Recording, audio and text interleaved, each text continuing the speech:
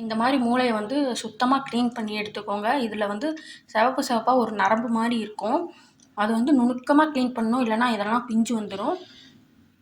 இப்போ மூளையை நம்ம வந்து குட்டி குட்டி பீஸாக கட் பண்ணிப்போம். ஒரு கடாய் வச்சுட்டு அதில் கொஞ்சோண்டு நல்லெண்ணெய் சேர்த்துக்கோங்க. நல்ல எண்ணெய் சூடாகி வந்ததுக்கப்புறம் இதில் சோம்பு சேர்த்துக்கோங்க.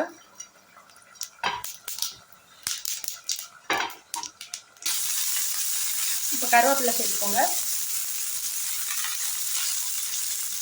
பச்சை மிளகா, அதுக்கப்புறம் சின்ன வெங்காயம் எல்லாத்தையும் இது கூட கொஞ்சோண்டு சால்ட் சேர்த்துக்கோங்க. சேர்த்துட்டு நல்லா கலந்து விட்டுருங்க. வெங்காயம் நல்லா சாஃப்டாக குக்காய் வரும், சீக்கிரமாகவும் குக்காய் வரும். இந்த மாதிரி வெங்காயம் நல்லா ரோஸ்ட் ஆகி வந்ததுக்கப்புறம் ஒரே ஒரு தக்காளியை பொடியை நறுக்கி வச்சுருக்கேன், அதை சேர்த்து. தக்காளி நல்லா வெந்து வரணும். மூடி போட்டு குக் பண்ணுங்க, சீக்கிரமாக வந்து வெந்து வந்துடும். மசாலாக்களை ஆட் பண்ணிக்கலாம். மல்லித்தூள் அரை ஸ்பூன், மிளகாய்த்தூள் ஒரு அரை ஸ்பூன், கரம் மசாலா ஒரு 3/4 ஸ்பூன். நல்லா கலந்து விட்டுருங்க.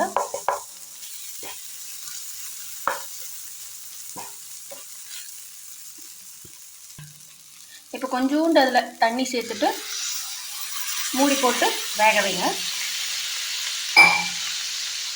அளவுக்கு நல்லா தண்ணி சுண்டி வந்துடுச்சு. இப்போ நம்ம எடுத்து வச்சுட்டு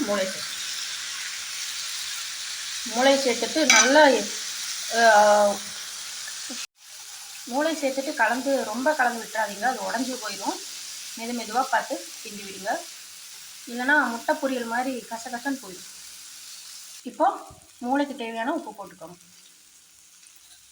சிம்மில் வச்சுட்டு, அடுப்பு நல்லா சிம்மில் வச்சுட்டு இந்த ஸ்டேஜில் மூடி போட்டு மூடி வச்சுருங்க. க்ளோஸ் அப்பில் 6 to 7 மினிட்ஸ்க்கு அப்புறம் பாருங்கள், சூப்பராக வெந்திருக்கு. இந்த ஸ்டேஜில் நம்ம கொத்தமல்லி தலையை மேலே அப்படி தூவி விட்டு இறக்குனா நம்மளோட மூளை ஃப்ரை ரெடி. இந்த மாதிரி ஒரு தடவை செஞ்சு பார்த்துட்டு நம்ம கூட எப்படி இருந்துச்சுன்னு ஷேர் பண்ணிக்கோங்க.